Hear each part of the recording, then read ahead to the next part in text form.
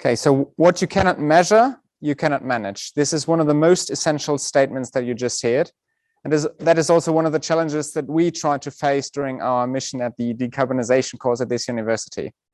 But first, what do you want to measure and what do you want to manage? And there are three definitive scopes to decarbonization or to emissions in general that I just want to briefly touch on, and then I want to explain to you why we focus on a specific aspect in scope 3.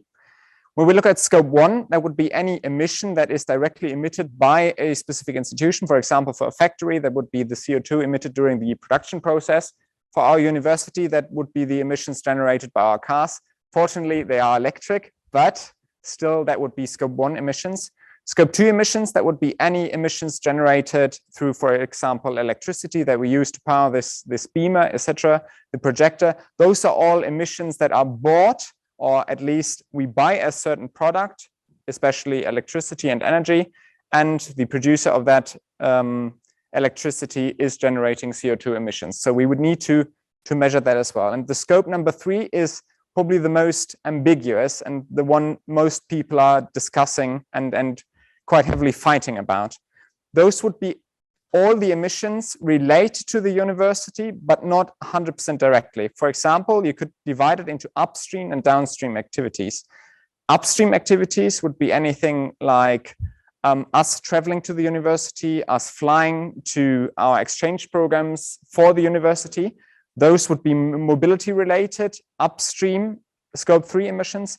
Downstream emissions, for example, would be when you look at BP, the large oil conglomerate, the sales of their products and the emissions that are caused by the people who are burning their fuels in their cars. Those would also be scope 3 emissions.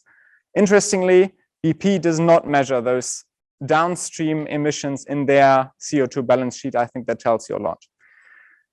Why should we focus on scope 3 and not just say, okay, we don't want to avoid double accounting, we want to focus only on the first and second scope?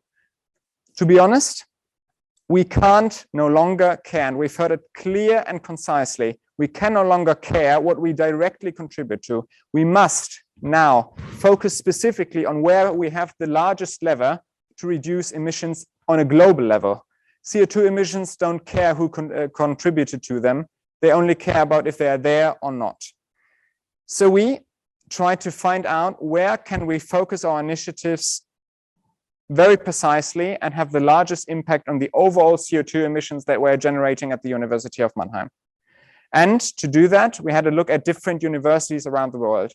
Of course, our current emission balance sheet is not yet perfectly finished. So when we started this project, we had to look at different universities. And what we found universally through all of them is that mobility scope 3 emissions for students and staff are one of the most essential parts of the overall emissions balance sheet for most universities. Of course, it differs. It differs from, for example, Oxford University with 26% all the way to 80.2% for the Erasmus University in Rotterdam. And then we thought, okay, we really want to know how much of an impact we would have when we would target mobility-related emissions at the University of Mannheim. So we created a matrix with different dimensions. For example, city size in which those universities were located, student housing, what kinds of research were performed at the university. For example, in Oxford, there's also a lot of scientific research on biofuels, on fuels in general, and that, of course, also increases the overall CO2 emissions. And what we found was that the Erasmus University of Rotterdam had the perfect student size, the perfect city size, an equally as well developed public transport system. So what we can say is that we estimate that for the University of Mannheim, scope 3 emissions related to mobility would constitute roughly 80% of the overall emissions of our university. And that, of course, would tell us this is a giant area where we can really contribute to change. One interesting side note, the 8% that you see down there for Yale, they are the only figure from this page that has been taken from the year 2020. And what I want to show you with this figure is that if we really try, and of course in this case it was COVID related, but if we really try to reduce our emissions, if we cut down on unnecessary travel, we can really move the needle and we can really have an impact. And then we thought, okay, we now know that mobility is an essentially important part of reducing our overall emissions. But how can we develop a framework that will allow future initiatives to keep up the good work and allow people who have ideas, who want to contribute, to find a place in the overall scope of mobility-related, green mobility-related initiatives? And we developed the 4A approach.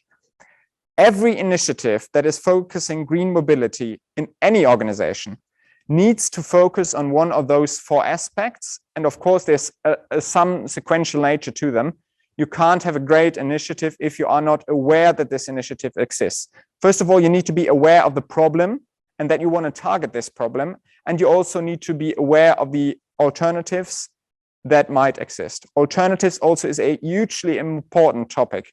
Of course, mobility related to universities, like exchange semesters, flights to exchange semesters, student conferences, teaching conferences, scientific conferences. All those are essential parts of why we as a research society stand closely together and contribute to a global network. So we don't want to avoid those types of mobility. We want to have a type of mobility that is more sustainable, and that can contribute to our overall emission goals. And of course, these alternatives that we need to provide need to be attractive. A huge topic in Germany is when you look in rural areas. I don't want to take my car to my workplace, but there's simply no alternative to taking the car. And this, of course, is also an attractiveness related problem. If you need to wait 2 hours for your bus at the local bus stop to go to your workplace, this of course is not sustainable. It also means having Freude when driving the bus. And the last one is avoidance. Of course, there are some more carbon intense types of travel. For example, that would be airplane, of course, the use of airplanes, the use of fossil fuel driven cars. To some extent, those would need to be avoided, especially car travel. If there is a good alternative, this is possible. And just to give you, again, a brief overview of about the lever that we can turn when it comes to mobility. We've had a great initiative at this university where we try to have a more sustainable coffee cup.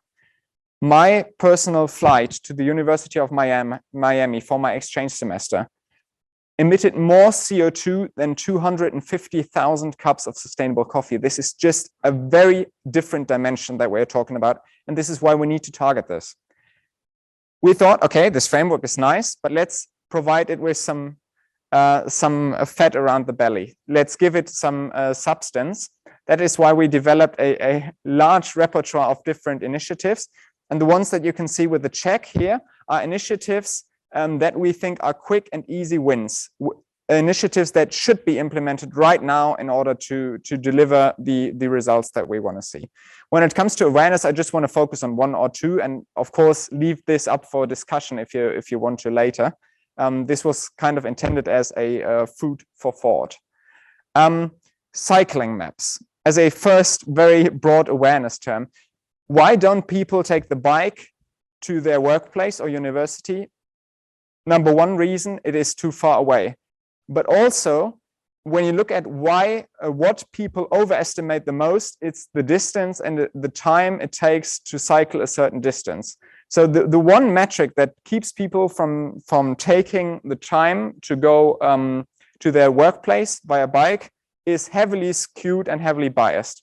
So we want to fight this by having a cycling map of the city of Mannheim that can show you with circles precisely how long it's estimatedly going to take you to drive your bike to ride your bike to the University of Mannheim. When it comes to attractiveness of alternatives, what we really want to push is cycling your bikes. And what we also found is that people don't feel safe on the streets of Mannheim. They don't know what to do in an extreme situation. They don't know how to fall. They don't know how to brake if they really need to. So we want to have student-driven cycling safety initiatives where people can really train in a safe environment. We thought, of course, it will be the Mensa visa. So they can really get accustomed to the situations that they might face on Mannheim roads and gain the confidence. This is the most important thing. Gain the confidence to use the alternatives.